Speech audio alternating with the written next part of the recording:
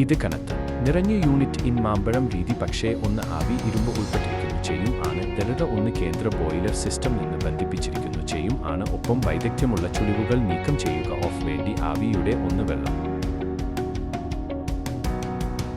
store വിതരണം ആകുമായിരുന്നു ആണ്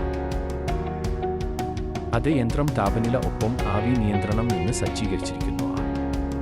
ഇരുമ്പ് ശുദ്ധജലം കൊണ്ട് ജലസംഭരണി നിറയ്ക്കുക